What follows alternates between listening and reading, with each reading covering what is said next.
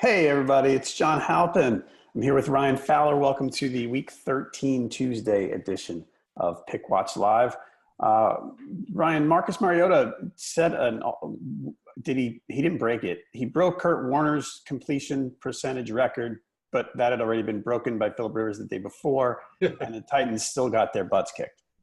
Yeah, let's not undervalue what Lamar Miller brought to the table last night. Lamar Miller's career, from not only a gambling perspective last night, but just the arc of his career, kind of a forgotten man there this last few years in Miami, goes to Houston, has quietly put together a nice little resume there, and that big run really set the tone for the rest of the game. Obviously, Demaryius Thomas, that trade with the Broncos a few weeks ago actually benefited and came into focus this week, because the way the Titans started that game, jumping out 10-0, we saw it with the Cardinals against the Chargers on Sunday. Cardinals jump out to a 10-0 lead, and then poof, gone. When Deshaun Watson starts to get rolling, and again, it's not the prettiest at all times, especially when he rolls out of that pocket. I noticed it when he ran that one down to about the 15, 10-yard line. He's keeping that ball out there, and it almost got knocked out. And to some, they thought it was a fumble, not to those who took the Texans given 6. But a great game all the way around, I think, for both sides of the football. J.J. Watt looked dominant, and the Texans they're rolling. The record speaks for itself. The Titans are probably one of the most confusing teams, if not your Carolina Panthers, this NFL season. Yeah, the Titans, I was so ready for them 2 weeks ago. Yeah. They were on the march, and now they're not. They're not. And Mariota, we can't blame Mariota's injury anymore. Like, my biggest question last night was, is he okay? Right. And he seemed to be okay. Yeah. And they still just got crushed. Yeah, and I think if you go back to the way that game started, they kicked the field goal, they go up 3-0. The Janu touchdown was broken coverage. So after that, it was crickets, right? They did score another touchdown later, but, Deion Lewis, I don't know where Derrick Henry's been this year. So it's just like, the Titans defense, it got torched last night. I still think it's an above-average defense in the NFL. I think that's safe to say.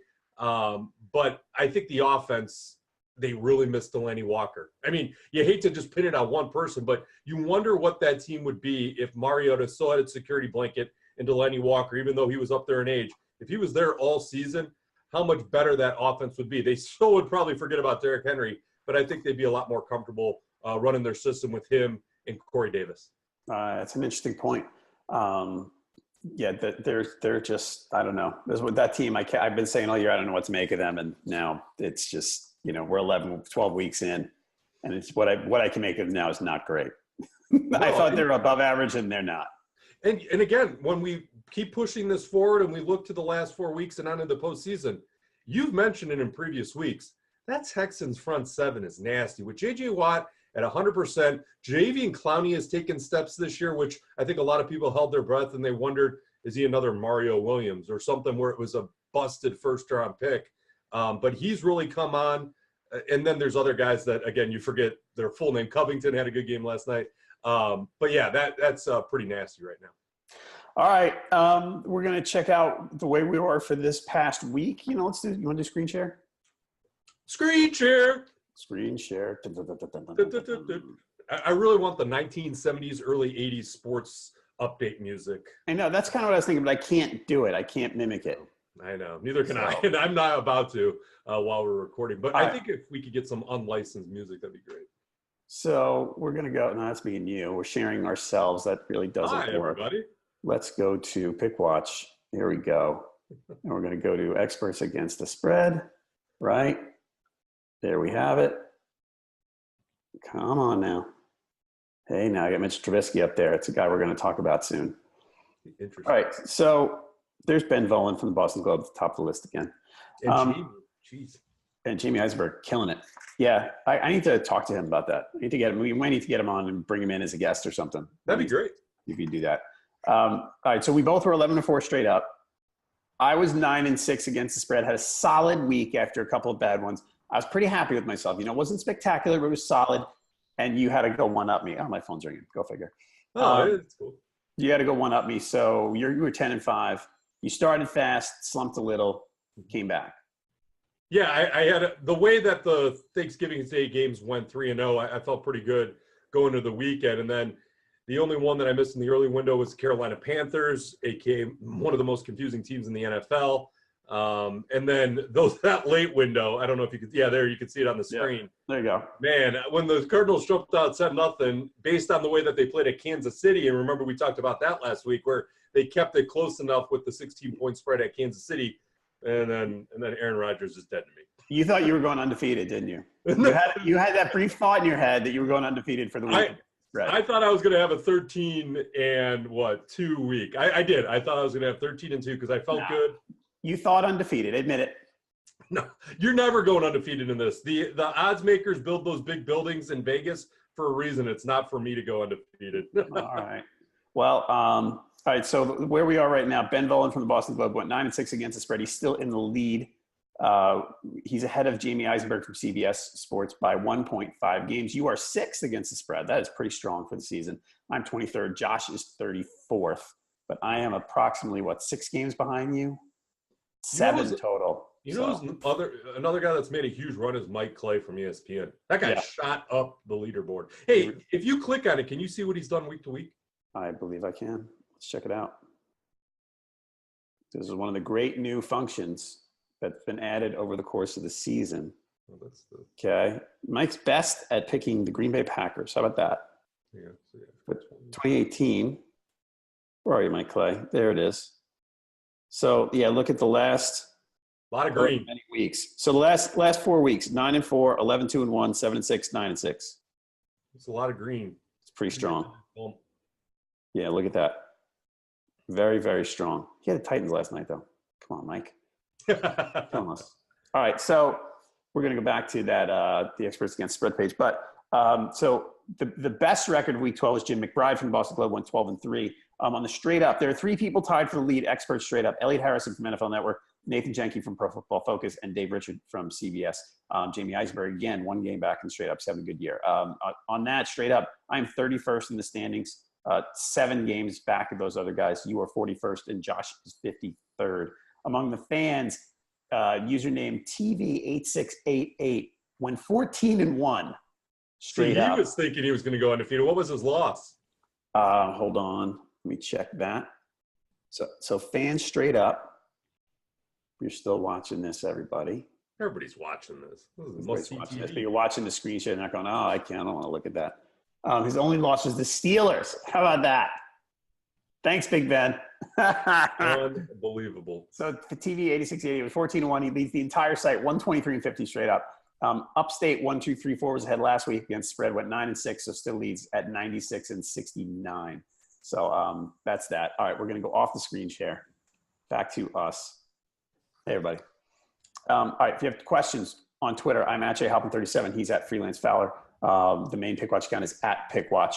Remember, that stuff you just saw, the functionality where we search Mike Clay's picks week to week. We can see how he did based, on picking each team, who he does well with, who he doesn't do well with. Same for us. You can look back at our past year's picks, all that stuff. There's so many things being added all the time. NFLpickwatch.com, where you can make your picks and track everybody else's every week. All right, so we're going to go week 13. Now that bye weeks are done, we have 16 games to cover. So we are going to step on the gas a little bit, Ryan, okay? Because sometimes we go to an hour with 13 games.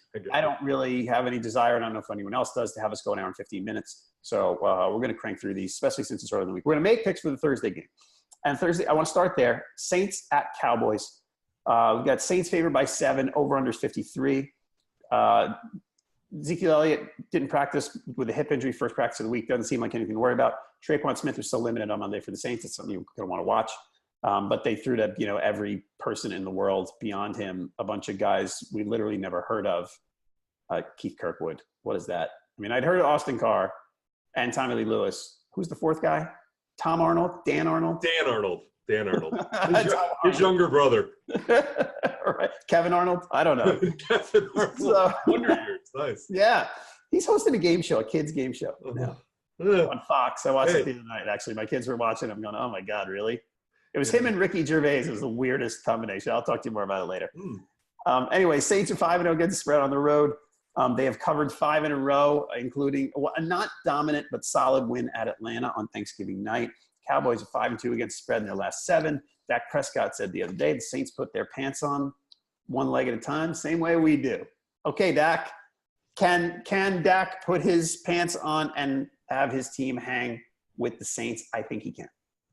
Ooh, you think he can? Let's elaborate. I'll take less time for you to elaborate on how they're going to keep pace with that juggernaut. I think the Cowboys are a bit of a different team. I don't think they're dominant or awesome or anything like that, but I think Amari Cooper makes them different. I think it makes Zeke better. I think it makes Dak better. And he's finally being used the right way, which is great. I mean, being used the right way, I mean, they're focusing on him more, which is good. But he's literally basically, I mean, to use the cliche, the stack boxes are going away. Sure. With him there, and that's great for Ezekiel Elliott. I think their defense okay. It's a home game. The Cowboys play very well at home. Yes. And part of me keeps it. Look, you can't. No matter how good you are, you can't win by 2 touchdowns every week. 2, 3, 4 touchdowns every week. You can't. It has at some point. Some team gives you a fight. This seems like a situation where a team can give them a fight. There's no short week for either team. They're both coming off last Thursday, so we don't have that excuse for anyone. I just think it's, I think the Cowboys make a game of it. You say they don't have to win by 2 touchdowns, or they can't win by 2 touchdowns. They have to win by 8. They don't have to win by 14. So let's look at this. You bring up a good point about New Orleans throwing to every unknown household, opposite of household name in the world, and they still cover against the Falcons. And yes, the Falcons just lost to the Cowboys, but it was close. Right. Yes, New Orleans has to go on the road, but you can't stop Kirkwood, Tommy Lee, Arnold, Austin Carr, who was a great basketball player for the Cavs back in the day. It's amazing he's playing football now. Ingram, Kamara, the defense is better. Yes, Cooper has made them a little bit of a more dynamic team. They played the Redskins, who I think it's funny. Their secondary is the best of times. It's the worst of times, depending on any given week or what mood Josh Norman's in. I don't see how the Cowboys keep this close. Now, let me ask you this. I'm going to take the Saints to cover the 7 because I think this is going to keep rolling. If this spread, and this is one thing we really haven't discussed because it really gets into the weeds of gambling, but you can buy points. You can move that. It's called teasing. You could take that 7 and you could buy the half point. If this was 6.5 or 6, do you still feel the Cowboys could cover this game? Yes. And you are committed to that for the next 3 days. The Falcons fumbled inside the 10-yard line 3 times. Yes, they did. I mean, that game, I said a minute ago, it wasn't down. It was 27-13 or 31-17. 31-17 because it was a 13-point spread. That was not a dominant Saints performance. I mean, look, maybe to what I said, you can't dominate every week. Maybe that was the non-dominant performance. Maybe that's it, and they go back on a roll. But they were not perfect. They didn't kick the Falcons' ass.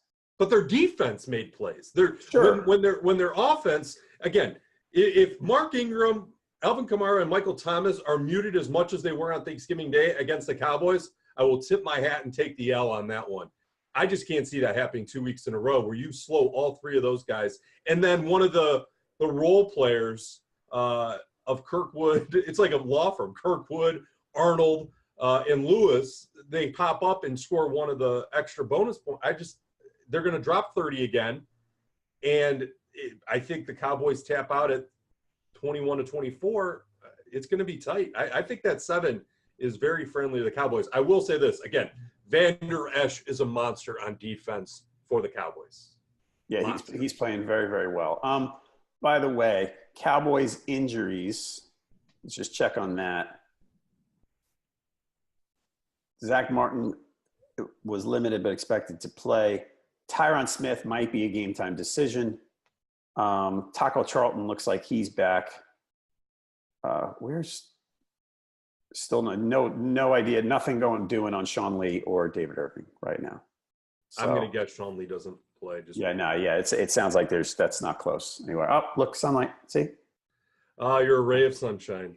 All right, so I'm going Cowboys. You're going Saints. This puts me in the odd position of rooting for the Dallas Cowboys, which I get really terrible.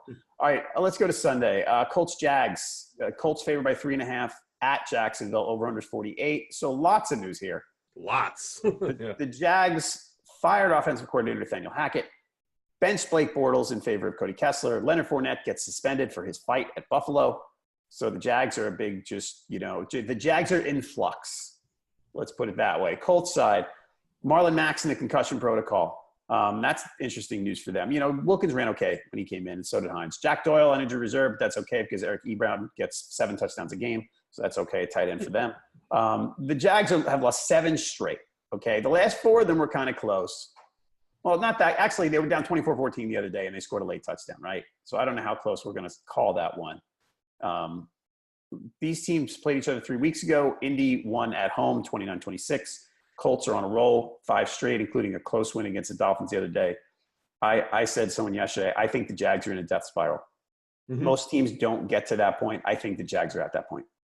Yeah, here's the way I look at this game. I'd hammer that 3.5. With Fournette suspended as of now, we'll see if he appeals and plays. That would kind of change my prism a little bit because I think if Fournette plays, you need Mac to play to feel comfortable in the 3.5. And even then, I'd buy the 3. Again, I got onto this buying points rant this week where you buy the half point so you have a little insurance because I think the Colts still are a field goal better than the Jags if Fournette plays and Mac plays. If Mac's out and Fournette plays, man, I'd be a little nervous on this one. But I don't see how Fournette has really a case because he threw punches, again, with guys with helmets on, which is always hilarious. I like the Colts in the spot. I think the Jags are done. Cody Kessler isn't an NFL quarterback. Hugh Jackson's really excited about this matchup, though, because he was the one that said, hey, trust me, this is the guy that the Browns need, and we saw how that worked out. I love the Colts in this spot. Sloppy against the Dolphins doesn't even begin to start at 3 turnovers on 3 consecutive plays in that Dolphins-Colts game was probably the highlight, where Luck threw the interception, Dolphins fumble, and then Luck throws another interception. Plus, he was sacked for the first time since week 5. They get that cleaned up. I think Jalen Ramsey's quit just based on some of his post-game interview quotes. I just don't think he cares right now because it went so opposite of the way he thought.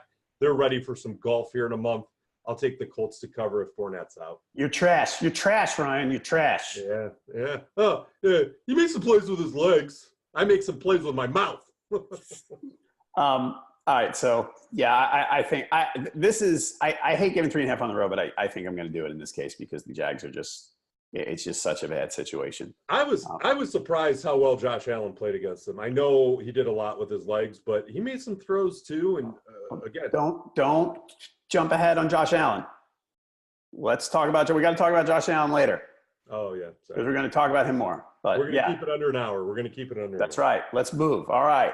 So, by the way, this one's up to 4. So if you want the Colts, in some places up to 4. If you want the Colts, you better get them now. Same thing if you want the Saints. I think you better get them now because that's going to 7.5. I had it at 7 when I first started prepping for the show. Panthers, Bucks. Panthers by 3.5, over under 56. Now, I would not use the term death spiral here, but tailspin might be a good one for the Panthers. Tough one. I knew that would be a tough game. Yeah. They lost one of their starting corners. The way that game worked, they lost one of their starting corners, Dante Jackson, on literally the first play of the game. They had 4 active corners, and 2 of them are slot guys. So they had slot guys going outside, and it just didn't work. They just got killed. And on the last drive, they got killed. But, the Panthers offense did okay. They just sputtered in the red zone a little bit. I don't know. It wasn't a terrible game for them. They just kind of didn't execute some things. As Ron Rivera says over and over, missed opportunities. Ron, you know when people overuse phrases and you say drink?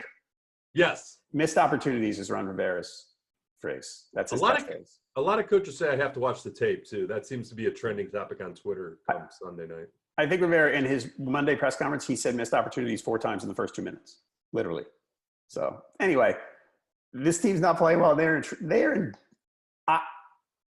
I don't want to bet on the cold team on the road here, and they've struggled on the road. They're 1-4 on the road. However, they're 6-5 now, so now they're fighting with other teams that are tied with them, and the Seahawks have a tiebreaker over them, right? Okay. The Panthers have in the final 3 weeks Saints, Falcons, Saints. They need these next 2. Like they are desperate. I don't want to say must win's a tough phrase. This is almost a must win for them. I mean, if they don't win this one, I think they're cooked. So, and the Bucks are they're not good. They played a bad 49ers team the other day. I mean, they did their job and they won. And Jameis didn't throw an interception. Jameis didn't throw an interception. By the way, for some background, the Panthers beat the Bucks 42-28 4 weeks ago. I think they were up 28-7. I don't know if it was 35-7 or 35-14. They were up a lot. The Bucks have actually been 3-2 at home, which is a little interesting. By the way, the over here, Carolina 4 of their last 5 over. Tampa Bay 9 of their last 12 over. They might be without Deshaun Jackson. We're going to have to wait on. Anyway, that's a lot of information there. I think I'm leaning Panthers. This is, I talk about desperate teams a lot, and this certainly qualifies. Yeah, I'll probably take the Panthers too. I think the Buccaneers, that offense is well on its way, but it's just so on the opposite end of the spectrum of where their defense is. And Christian McCaffrey's balling out. I mean, that guy can't be stopped right now. And maybe that's enough for the Panthers on offense because, again, whenever you watch the flow of that game, I know Christian McCaffrey is brought in to do what he's doing currently, which is a heavy workload. Is something wrong with Cam Newton we're not talking about? Because Ed Werder, famous former ESPN reporter, and I have noticed the same thing. Cam Newton's not running. He did last week. He ran more last week. They got back into it. But again, once they get into the 5, and you talk about these red zone possessions, especially in Detroit, he's not calling his own number like he has in the past. And these are touchdowns where when you have to cover the hook on a 3.5, Cam Newton doing those things in the red zone, especially inside the 5, are going to be the difference between a win and a loss. Same thing with Mr. Gano, who's had probably one of the roughest 2-week stretches, maybe 3 weeks of his career. These field goals, all these missed kicks are killing point spreads. It's changing the entire thing because then when a coach falls out of favor with his kicker for the rest of the game, they start going for 2, and the math all changes. So, again, we can't sit here for 5 minutes and chop up Graham Gano's impact on the game, but when you're looking at 3.5 and you need Gano to make his extra point and then a field goal, those things have started to come into focus, and that's what's kind of a little frustrating about gambling on this year is just the kicking's been so inconsistent across the board. Phil Dawson was just like one of the – I know he's 100 years old, but – was placed on IR for Zane Gonzalez out in Arizona. Like, these kickers, and Gano is a great example the last 2 weeks, are hurting point spreads and gamblers' luck. So I hold my breath, but I'll take the Panthers because I think this over could hit. I'm just wondering if the Panthers score enough. Yeah, and the Panther, one of the things about the Panthers and why the over looks nice to me here is because the Panthers are not getting any pressure on the quarterback. Right. And Jameis has a lot of weapons there. I mean, he might turn the ball over a little bit. So, and, the Panthers might be down a corner, like we said. So this is, there's going to be a lot of points here. I lean Panthers. I like the over. Yeah. So, all right. Ravens 2.5 over the Falcons. Over-unders 49. That's at Atlanta. Let's see if we've got any movement on that spread here. What do we got? There's the Giants is off. Okay. Oh, so now we're 1.5 in some places. So which Falcons money coming in. Falcons money coming in, and I understand why. So John Harbaugh, what did he say Monday? Like, basically, he's hinting that he's going to use a committee at quarterback if Flacco's ready. We don't know if Flacco will be ready yet. Like, we haven't heard officially, but I mean, he's talking about a committee. Hey, maybe I'll throw Lamar out there. He's being cagey, and he might not tell. The thing is, if you want to bet on this game, he might not tell us before kickoff. Which is a terrible way to bet on a football game, not knowing who the quarterback's going to be, because especially when the quarterbacks are so dramatically different in style and will result in such a big difference in how the team approaches the game. Right. I avoid unless we know more before the end of the week. Just forget it. Not worth it. I'll take the Falcons without knowing. I think the Falcons can win this game. I know that everything has looked ugly, but like you said, just untimely turnovers last week, and you kind of have a different game. Plus, the other thing, again, if Lamar plays the majority of the snaps, and again, not knowing does kind of factor into this decision in the blessing of doing these on Tuesday morning. There's 2 weeks of tape on him now. I mean, again, NFL coaches, some of them are really dumb and they lose their job. A lot of them address what is going on. And yes, it's hard to control an option quarterback the way that Lamar has played, and especially the way that your boy Gus Edwards has played out of Rutgers. Are you rah-rah?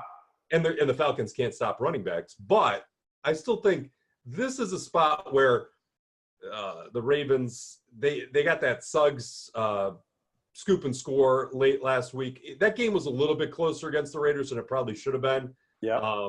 So I think the Falcons offense kind of bails them out on this one. They get a late season win, a little pride check there, and they roll on into week 14 as winners. I think I'm with you that if for the purposes of this, if I pick every game, I'm going to most likely pick the Falcons. Yeah. But if you have to, look, don't bet on a team or against a team if you don't know who the quarterback is. It's just it's pretty basic. Yeah. And if you have two quarterbacks, you don't have one. Right. All right. So some background in this game: the Falcons are 2-4 against the spread at home. Both of these teams are 1-4 against the spread in their last 5. For the under, Baltimore's been under 6 of their last 9. Atlanta's been under 4 of their last 6. Again, the over-under here is 49. All right, Browns-Texans. Last I saw was Texans by 4.5 at home. Let's see if that changed at all after last night. I still see 4.5. I see an over-under of 45, which is about right. So Baker Mayfield, how much do you love that guy? The statues have built. Yeah. Canton has been on the phone all weekend. He was at the Cavs game last night, got a standing ovation. That's great. With like the Quicken Loans Arena half full because the Cavs are where the Browns were. Amazing performance. I texted my dad, and I know we want to keep all these tight, but I texted my dad and I go, because my dad doesn't watch Browns games anymore. He's kind of he misses Jim Brown is basically what it comes down to. But I told him, I go, I know you don't tune in, but you're missing one of the best quarterback performances the Browns have had in the last 20 years since they came back. You might want to turn it on. It was such a clean first half. They played uber conservative in the second half, which I wasn't thrilled about. Nick Chubb, I think he averaged like 2.5 yards per carry because they went so conservative in the second half. But a lot to be thankful for on Thanksgiving weekend from a Browns fan perspective. They're trending in the right direction. This game makes me really nervous. Houston's clicking. I know it's a short week, but everything is not – all that glitters is not gold in Cleveland, as we have learned in the past. I would probably lean Texans in this just as a slight regression to come back down to earth, especially with the way, like I said, that front seven's playing, and Baker has been pressured in the past, and I don't think that's something you could clean up in a 3-week span.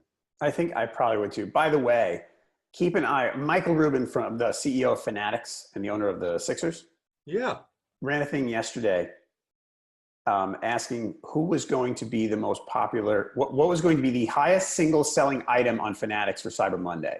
Mm-hmm. And I was going to answer. And my initial reaction was blue Saquon jersey. Ooh, nice. But I was looking at some of the comments because I thought it was kind of interesting. So I started looking through it. So many people picking Baker Mayfield. Really? So many people pick, people are buying on this guy. And you know what's weird? And I know this because I went to Bowling Green State University and they share the same color scheme. Brown and orange is a tough color scheme to pull off. So it's always interesting. You might love Baker Mayfield. You might be going with that white jersey and orange lettering just because it's a little tricky to pull that off. But it's nice to have competency behind center. And the other thing that he looks so good about, and again, the Bengals are completely reeling, and Marvin will probably survive another year and come back. Who knows? But Baker stepping up in the pocket, stepping up and sliding over in the pocket and looking downfield, not running out of bounds, throwing it away. There were signs of like, oh my gosh, this is a professional quarterback. Again, it's so shocking to be able to watch a Browns game for 4 quarters and be entertained. Yeah, they went a little too conservative and Driscoll almost burned them, but I was pleasantly surprised. Again, there is holes in this game as we saw in the second half, and that's why I think the Texans, with how they're rolling right now, kind of exposed some of that. I think a lot of teams, especially with the way the Texans have won 7 straight, they're discounting Demaryius because he's only played in 2 games. That's going to come into focus as we get down the stretch because with Nuke Hopkins getting double covered, you're going to what did he catch 2 touchdowns last night? Yeah. Was it 2? Yeah. So efficiency-wise, that's going to – and Kiki Kuti got hurt. Right. So it's really going to be Thomas, Griffin, the tight end, and Nuke, along with a lot more Lamar Miller. And I think it's just a lot of weapons that I don't think the Browns are ready for. Browns didn't have to face A.J. Green. So just keep things in mind in perspective when you look at this game. All right, next up, Bills-Dolphins. Dolphins at home favored by 5. Over under is 45. Let's see if that has moved at all. No, 5 and 40 and a half is the over under. So the Dolphins have lost 6 out of 8. Last game was close the other day at Indy. Get Tannehill back. But they're 4-1 at home. 4-1 against the spread at home as well. The Bills, on the other hand, the Bills are pesky. They're better at home for sure. Josh Allen, 6 starts. The Bills are 3-3. He's scary with his feet. He's better than the other guys for sure. I mean, he has trouble throwing the ball, and I don't know when or if that's going to get better. But you're right. He makes plays with his feet. And I think in preseason, I said this to someone on a fantasy podcast yesterday. When I watched him play the Panthers, he came in the fourth quarter, and what I noticed, and this was a very fantasy-centric thing, that I noticed as soon as he got in trouble, he just tucked the ball and took off. Right. And okay, I mean, it gets yardage, and they don't get a lot of yardage otherwise. It's not ideal. I did see Kelvin Benjamin made a random catch that was clutch. Like that when they were popping around on Red Zone channel, I'm like, oh, I keep forgetting Kelvin Benjamin's there. Yeah, they try to forget he's there too, I think. I don't know about this one. I'm leaning Dolphins here. Yeah. Because the Bills, we got to remember the Bills, they had a nice effort the other day against the Jags, and I thought they were going to pull that off. They're not good. And the Dolphins are not terrible. Much as they got Tannehill back. And they're terrible, they're 5-6. Yeah, and they got Tannehill back. I mean, it's one thing to look at this game and say, oh, Brock Osweiler. And if Brock Osweiler's the starter, it's probably Bills 4, maybe 3.5, because Brock's going to bring that point spread down. But the other thing we have to keep an eye on, Kenyon Drake injured his shoulder in the game against the Colts. He is no contact in practice this week. I just double-checked to make sure I read that right yesterday. So that's a big part of their offense. I mean, there's only so much Leonte Carew to go around to make plays in the passing game. Rutgers. Are you kidding me? No. How is Rutgers this like powerhouse in the NFL? Well, I shouldn't say powerhouse. They have these fringe players that have a great moment in time, and then their team stinks. Anyways, they can recruit 1 or 2 good guys. Is that what it is? It's still basically when Greg Schiano was there, they recruited well, and there was a slow drop-off to now where they can't recruit anybody. Yeah, I guess 4-year window. But, yeah, I like the Dolphins here. Man, I'm going to take the over on that.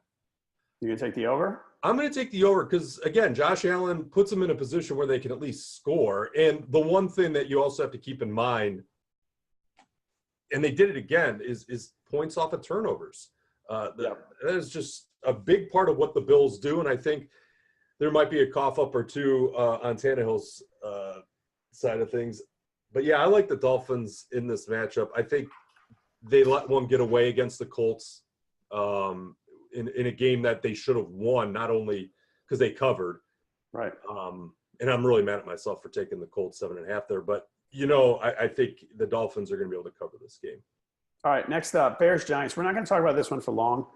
Giants are 0-4-1 against spread at home. I saw a number of 4.5, Bears by 4.5 yesterday with an over-under 45. But Mitchell Trubisky's status is up in the air. So it's kind of pointless to talk too much about this one. You want to talk about Chase Daniel? I mean, Chase Daniel was okay. I loved it.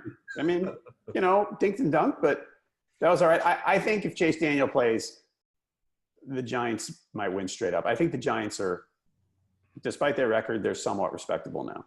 You think they win straight up? I think the Giants can beat the Bears straight up. The Lions almost beat the Bears straight up. I mean, it was a close game, and if Stafford didn't throw that terrible pick. And you think that then you're inferring that the Giants are better than the Lions. Is that true? I think they're close.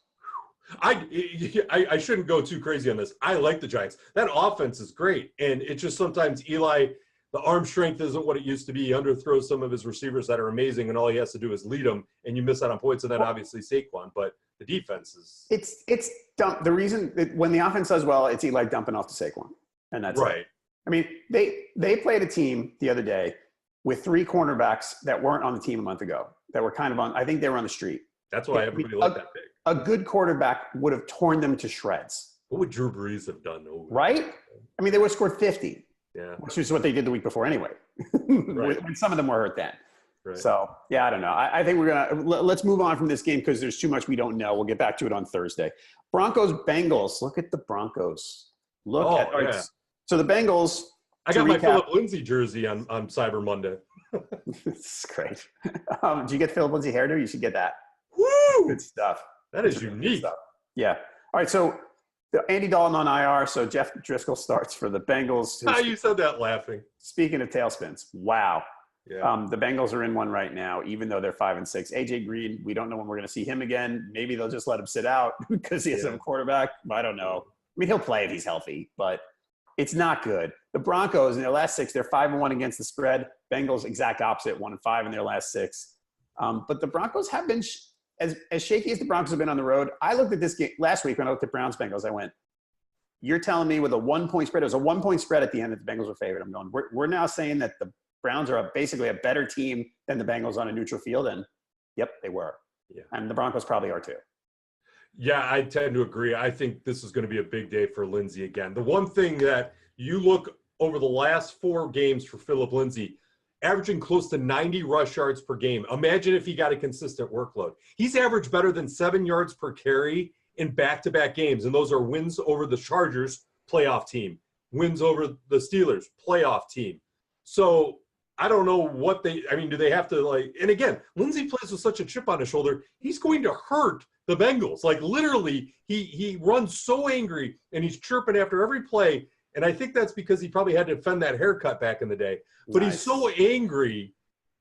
I think this is a big day. And the other thing, Case Keenum plays a clean game. He doesn't throw for 200 yards, and he probably won't have to, because I think the other thing you have to consider is the pass rush of Driscoll just is going to be a very frustrating day for him, making his first career start in year 3.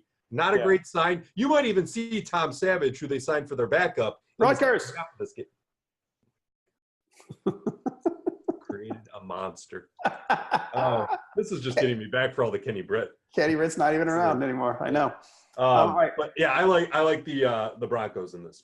And by the way, this is up to, I saw the line is off in a couple of places. Caesars, William Hill, and the Win. The line is off. I see it up to 4 somewhere. If you want the Broncos, get them now, because it's going to go up with this news.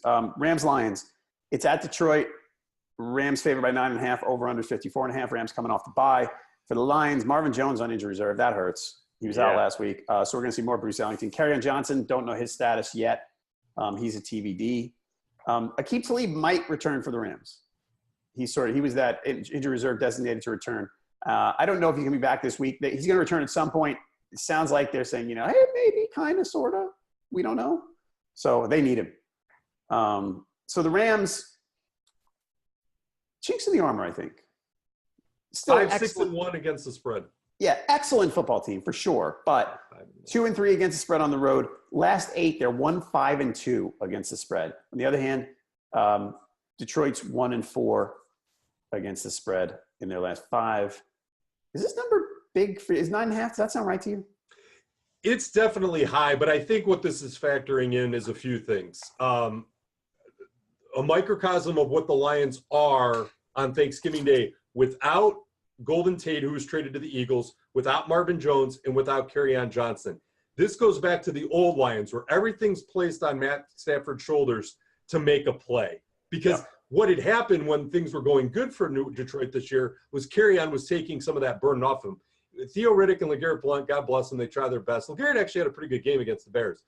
They need Kerryon Johnson to cover this 9.5. If he's out, I don't think – with Marvin Jones on IR, I don't think there's a way they keep pace. I understand the hesitation, especially with these teams coming out of the bye. And I know there's stats that say don't get carried away if teams coming out of the bye and this and that, and especially West Coast teams coming east. There's been some flat performances of these teams coming out of the bye this year. I think this is they roll them. They just the Lions defense, though improved with Snacks Harrison against the rush, I think Gurley has a big game in the receiving game, and there's just not enough. Now, if Kerryon plays, I have some pause, because then you at least have some balance where you can control the clock a little bit, shorten the game, and then maybe stay within striking distance. But I don't think he's going to be back, so I'm going to take the Rams. Okay. I don't know what I'm going to do here yet. I'm probably going to take the Rams too, but I'm not sure. Huge spread. Yeah. Speaking of huge spreads. Oh, my God. I didn't notice that one yesterday. Packers-Cardinals. Packers, all right, last we checked, Packers by 14 at home.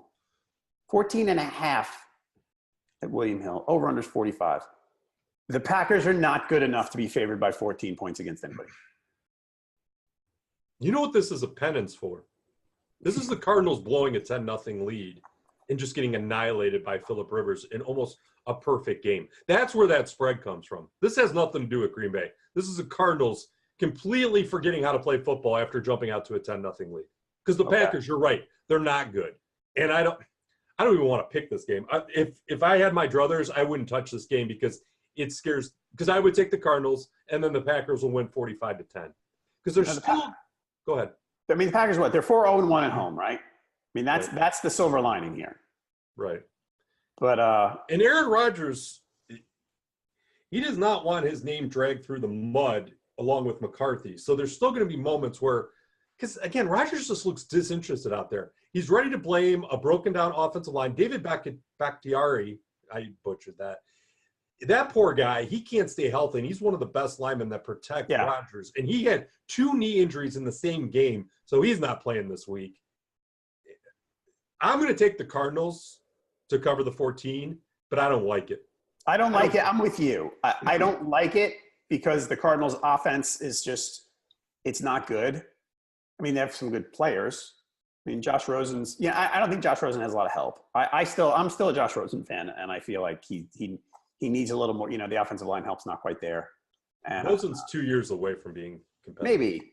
But, yeah, the same thing. I mean, I look – it's sort of a – it's a head, not a heart bet. And hey, maybe the head's wrong.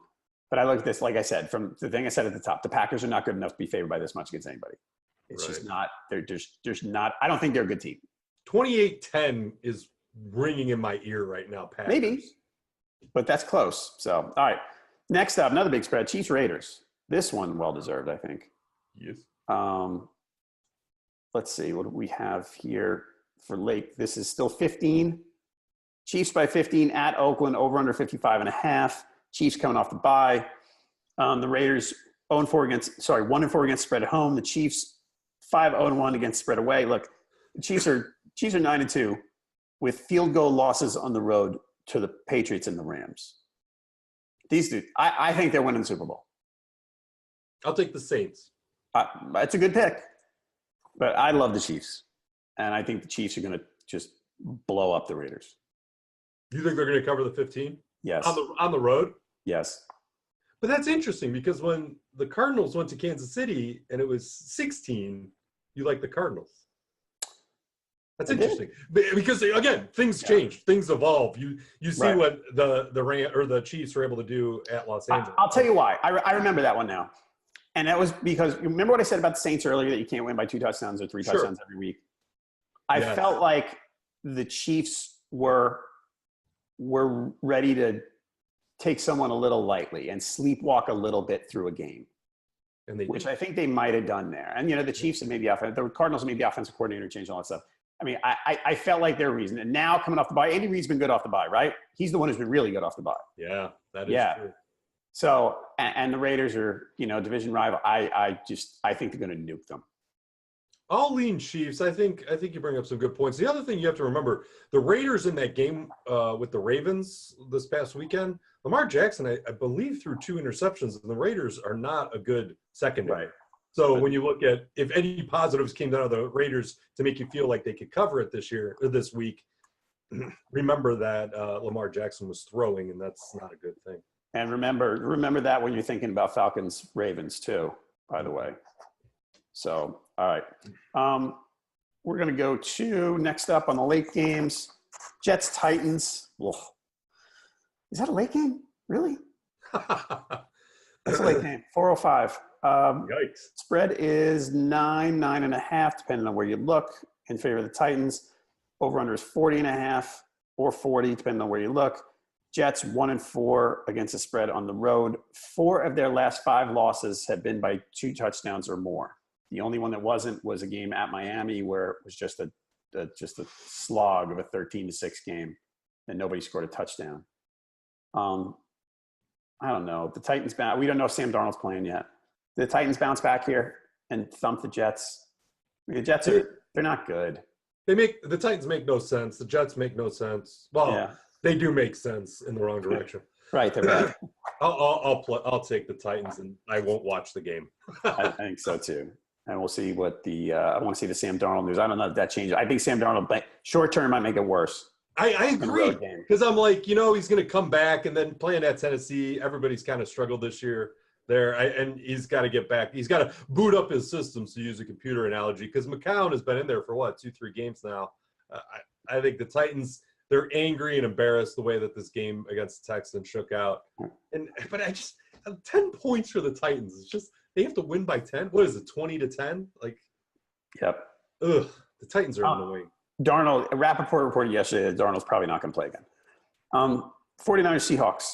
Seahawks by last we looked was 10. Yep, it's 10 at home. Over-under's 46. The Seahawks are now firmly in control of their playoff destiny after beating the Panthers. If they win out, they can be fine. The Seahawks, interestingly, they've played 7 games on the road.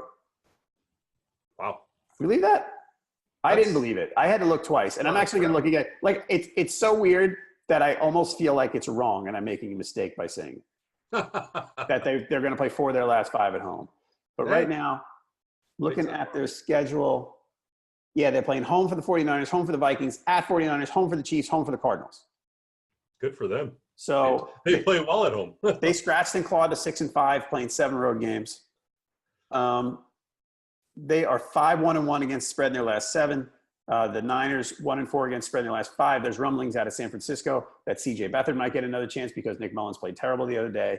Oh, that was such a good story for. I know for a week it was a good story because he played the Raiders. That's why it was a good story. Yeah, he's a 3rd string quarterback, and he'll be a good coach one day. That game the other day, the Bucs were just. That you knew they were going to get. I mean, after the Reuben Foster thing happened overnight, what do you want them to do? It was just a bad scene, and it's still a bad scene with them. And the quarterback situation's a mess. And the Seahawks are pretty good. Yeah. Oh yeah. And picking up the pace, and now they get to play a bunch of games at home in December. They're an interesting story. They're a team that I whiffed on, and I like seeing them do well. And I like the way that they basically it was all new personnel, and they changed a lot, and they've just rebounded really well. I think they're gonna start rolling this month. Yeah, I think they cover. I think the way that they run their offense, run the ball. You thought we were going to run the ball, Tyler Lockett burns you.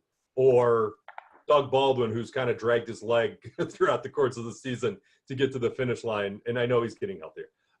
But, yeah, I mean, it's just, they're going to run the ball, and they still can't be stopped. And that's what's so fascinating to me. I mean, they have went through so many running backs since Marshawn Lynch left. To find some type of consistency in that game is fascinating. Plus, they're able to shorten the game a little bit. And when you're going against the 49ers, maybe that's a good thing just because they're not going to be able to keep pace. I think Seahawks roll in this game. Okay. We got someone watching on Facebook, Bob Woodward. Hi, Bob. Not that Bob Woodward, I don't think. If the Packers were to lose this next game, I think Rodgers and Matthews should get their nationwide agent to ask for trades to other teams. Discount double check. You keep those khakis on. I think that Rodgers is going to stay. Mike McCarthy's the guy who's out the door later. Okay. Is Vikings Patriots. What's up? No, just McCarthy. The disdain for Mike McCarthy is what's so popular on Twitter every week.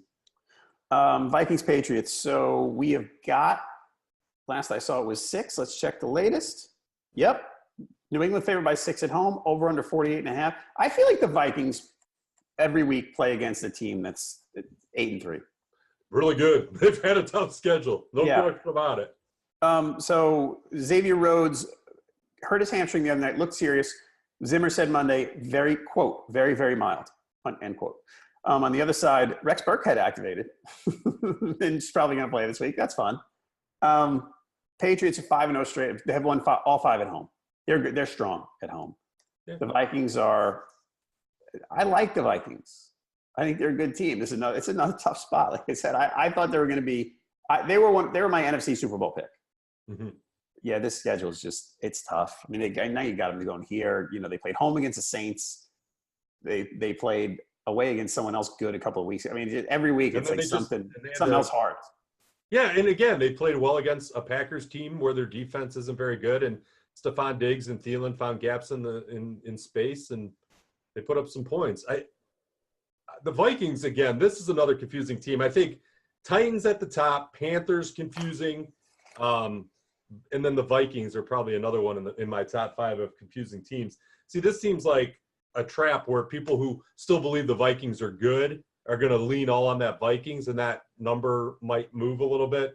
I'll just take the Patriots at home and move on with my life. Because, again, they came out a little sluggish against the Jets, and then they stepped on the gas and just and rolled them. Right.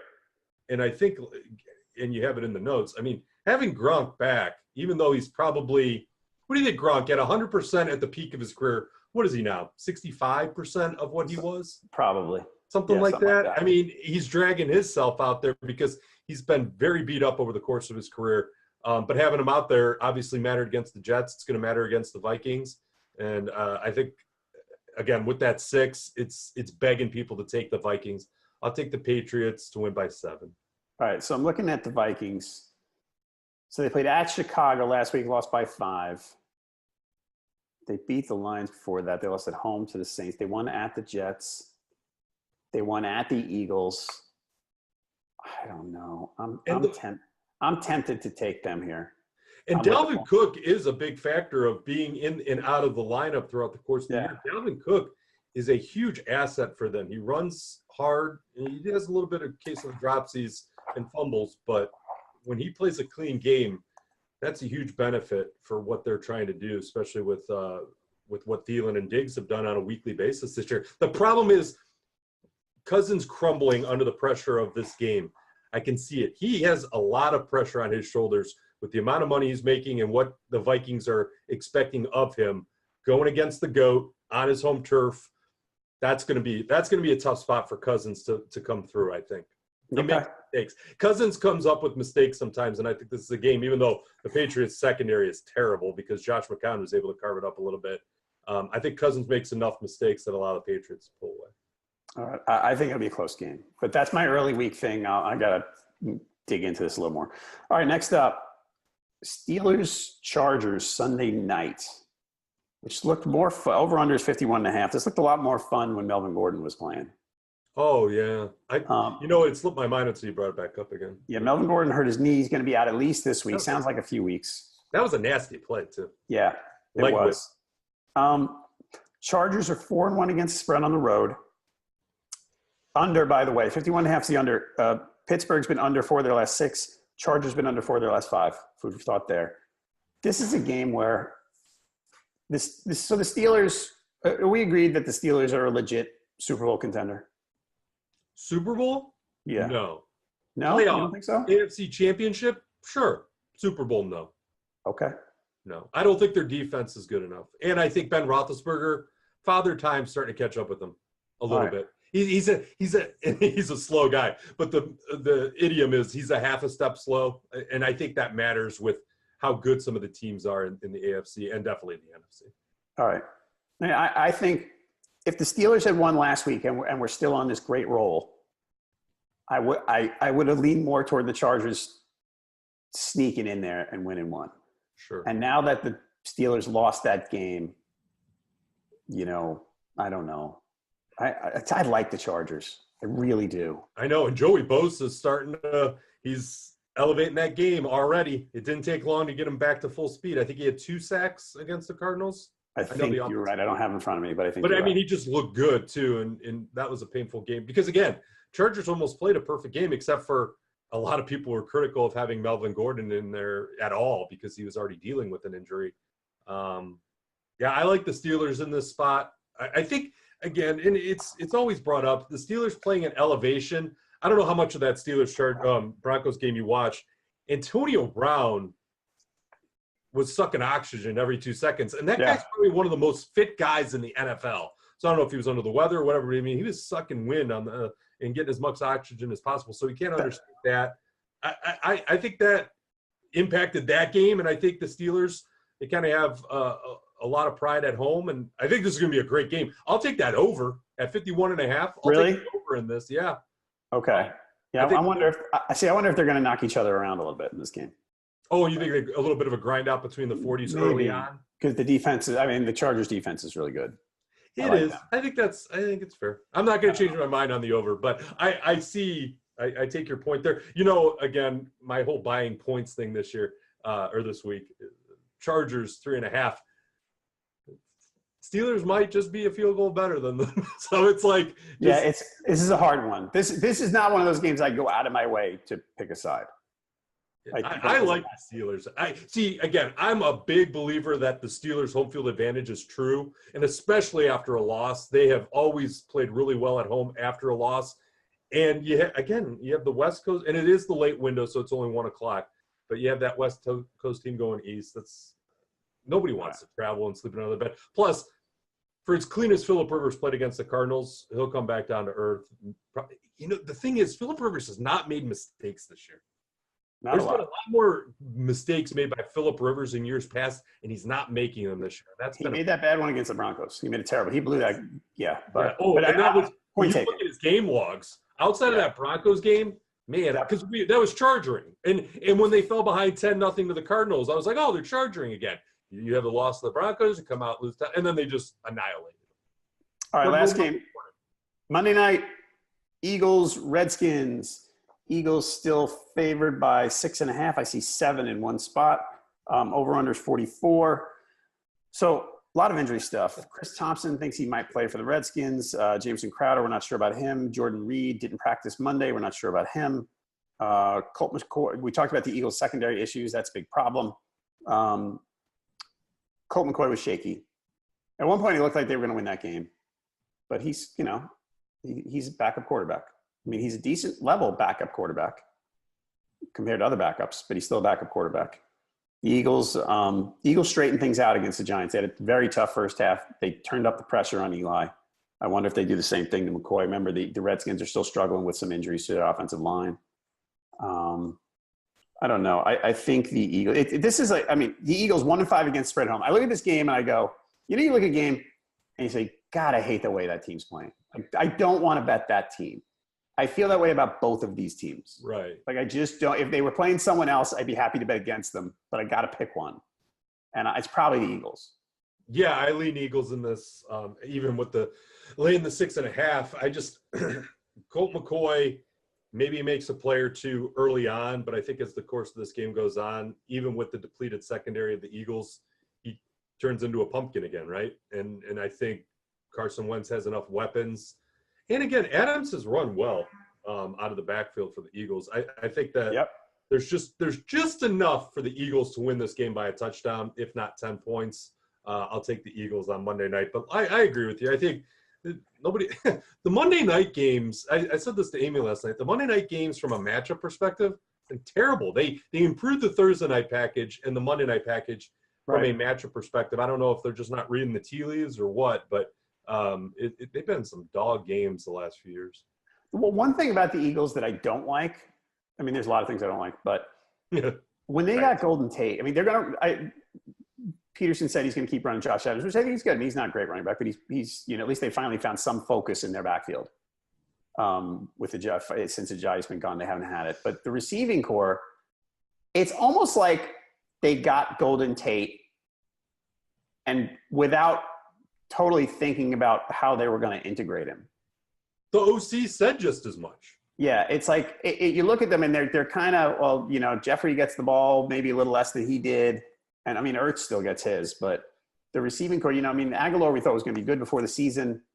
And it's kind of a mess. Like that addition, which looked like it could have been a really strong one, that is just not panned out. And it seems like the offense is struggling. I hate to talk about things like, ooh, they can't find their identity. But you know what I mean?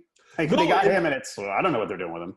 Yeah, because after the second week of Golden Tate not making an impact, the OC said we've had a very tough time finding packages where Tate is on the field and making an impact. So I don't know how that trade deadline conversation goes where the front office isn't talking to the coaching staff or what, because I would think that the OC would be like, oh, well, if we get Tate, I don't know how I'm going to work him in this when we have these solid receivers, above average receivers, and Ertz out of the tight end spot. I don't know where Tate fits in. but it's almost like, oh, we have to make a move.